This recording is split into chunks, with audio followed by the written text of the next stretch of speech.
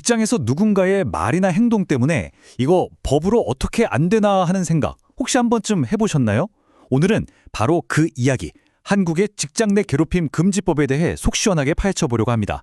복잡해 보이는 법조항들이 실제 내 상황에선 어떻게 적용되는지 꼭 알아야 할 핵심만 쏙쏙 뽑아서 명확하게 알려드릴게요. 자, 그래서 오늘 우리가 뭘 살펴볼 거냐면요. 먼저 법에서 말하는 직장 내 괴롭힘이 도대체 뭔지 그 정의부터 시작할 거고요.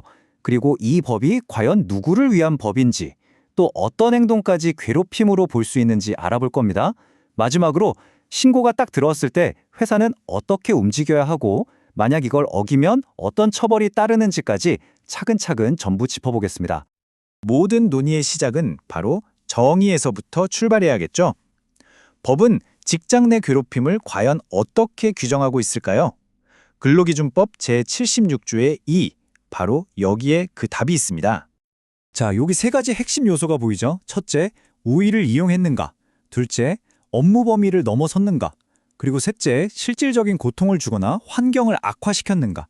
이 세 가지가 마치 퍼즐 조각처럼 하나라도 빠지면 법적으로 괴롭힘이 아니게 되는 거예요. 그래서 이게 생각보다 되게 까다로운 거죠. 자, 그런데 여기서 진짜 중요한 포인트가 하나 있습니다. 이 법이요, 모든 직장인한테 똑같이 적용되는 게 아니거든요. 내가 어디서 일하느냐에 따라서 나를 보호해주는 법적 근거가 달라질 수 있다는 점 혹시 알고 계셨나요? 예를 들어 공무원은 국가공무원법 같은 별도의 법으로 보호를 받고요. 사립학교 직원은 이 근로기준법에 적용을 받습니다. 그러니까 내가 어디 소속이냐에 따라서 문제를 해결하기 위해 찾아가야 할 창구가 처음부터 아예 달라진다는 뜻입니다. 파견직이나 공공기관 계약직 같은 경우도 마찬가지예요. 법의 입장은 아주 명확합니다. 월급을 주는 곳과 내가 실제로 일하는 것이 달라도 그 실제로 일하는 회사가 나를 보호해야 할 의무를 함께 져야 한다는 겁니다. 우리는 당신 월급 주는 곳 아니니까 책임 없어요. 이런 말이 안 통한다는 거죠. 자, 이제 누구를 위한 법인지는 알았으니까 그럼 도대체 무엇이 괴롭힘인지 그 구체적인 내용으로 한번 들어가 보죠. 어떤 행위가 법의 테두리 안으로 들어올 수 있을까요? 네, 아까 잠깐 봤던 바로 그 세 가지 요건입니다. 다시 한번 강조하지만 법원이나 노동위원회에서 어떤 사건을 볼 때 딱 이 세 가지 잣대를 가지고 판단을 하는 거예요. 우위를 이용했는지, 업무 범위를 넘었는지, 그리고 그래서 고통을 받았는지. 여기서 우위라는 개념이 정말 흥미롭습니다. 그냥 뭐 부장님, 팀장님 이런 직급만 말하는 게 아니라는 거죠. 예를 들어 여러 명이 한 명을 따돌리는 상황, 이것도 집단의 우위고요. 아니면 특정 기술을 가진 전문가가 비전문가에게 막 전문 용어 써가면서 압박하는 것, 이것도 지식의 우위가 될 수 있습니다. 상황에 따라 얼마든지 권력 관계가 형성될 수 있다는 거예요. 법이 뭔지 알았다고 끝이 아니죠. 자, 그럼 만약에 우리 회사에서 이런 일이 터졌다. 그럼 회사는 뭘 어떻게 해야 할까요? 회사가 신고를 딱 받거나 어떻게든 그 사실을 알게 된 순간부터 이 4단계 프로세스는 그냥 하면 좋은 것이 아니라 무조건 지켜야 하는 법적 의무가 됩니다. 여기서 핵심 키워드는 지체 없이 그리고 객관적으로입니다. 근데 이런 경우 정말 많거든요. 너무 힘들어서 조사가 끝나기도 전에 그냥 회사를 그만둬버리는 거죠. 그럼 그걸로 다 끝일까요? 회사 책임도 사라지는 걸까요? 법의 대답은 아니옵니다. 왜냐하면 이 조사의 목적이 단순히 그만둔 사람 한 명을 위로하는 데서 끝나는 게 아니거든요. 더 중요한 건 조직에 남아있는 그 문제의 원인을 해결해서 다른 직원들이 똑같은 피해를 입지 않도록 만드는 거. 그게 회사의 진짜 의무라는 겁니다. 자, 그럼 반대 상황은 어떨까요? 이번엔 피해자가 아니라 가해자로 지목된 사람이 조사를 받다가 휙 나가버렸어요. 이건 또 어떻게 될까요? 이 경우에도 조사는 멈추지 않습니다. 물론 그 사람을 직접 징계할 수는 없게 됐죠. 하지만 조사의 목적이 이제 바뀌는 거예요. 가해자 처벌에서 남아있는 피해자를 어떻게 보호하고 이런 일이 다시는 일어나지 않게 시스템을 만들 것인가로요. 회사의 책임은 계속되는 거죠. 자, 힘든 조사가 끝나고 마침내 괴롭힘이 맞다는 결론이 나왔습니다. 그럼 그 다음은 뭘까요? 법은 아주 구체적인 다음 단계를 정해두고 있습니다.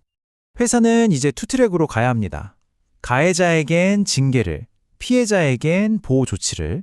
근데 여기서 법이 아주 중요하게 진짜 못을 박아둔 절차가 하나 있어요. 바로 가해자에게 어떤 조치를 내리기 전에 반드시 피해자의 의견을 먼저 들어야 한다는 겁니다. 근데 여기서 오해하면 안 되는 게 있어요. 피해자 의견을 들어야 한다는 게 피해자가 저 사람 해고해주세요 라고 한다고 무조건 해고해야 한다는 뜻은 아닙니다. 의견을 충분히 듣고 참고해서 회사가 조직의 상황을 고려해 최종적으로 가장 합리적인 징계 수위를 결정할 책임과 권한을 가진다는 거죠. 자, 이제 거의 다 왔습니다. 마지막으로 이 법이 제대로 작동하게 만드는 아주 중요한 장치들, 바로 피해자 보호, 비밀 유지, 그리고 처벌 규정에 대해 알아보겠습니다. 법의 이빨이라고 할 수 있는 부분이죠. 사실 이 법에서 가장 강력하고 또 중요한 조항 중 하나가 바로 이 비밀 유지 의무라고 할 수 있어요. 왜냐하면 신고했다는 사실이 회사의 소문 쫙 퍼지는 순간 그게 바로 2차 가해거든요. 이걸 막아야 피해자가 안심하고 목소리를 낼 수 있겠죠? 500만 원. 이 과태료가 좀 특별한 게 회사에 부과되는 게 아닙니다.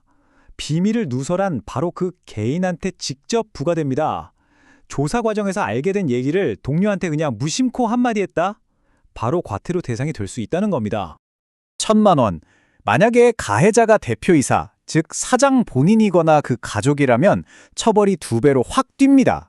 이건 가장 큰 힘을 가진 사람이 법을 어겼을 때 더 무겁게 책임을 묻겠다는 법의 의지를 명확하게 보여주는 거죠. 근데 여기서 좀 흥미로운 지점이 있어요. 이렇게 사건이 터졌을 때 대응하는 건 전부 법적 의무인데 애초에 이런 일이 안 생기게 막는 예방교육 같은 건 아직 의무가 아니라 권고사항이라는 점입니다. 그래서 일 터지고 나서 수습하는 것보다 예방이 더 중요한 거 아니냐, 이런 지적도 계속 나오고 있죠. 결국 이 모든 논의가 마지막으로 향하는 질문은 바로 이겁니다. 법이 있고 회사의 절차가 있는데도 만약 그 과정 자체가 불공정하게 느껴지거나 회사가 나를 지켜주지 못한다면 그때는 어떻게 해야 할까요?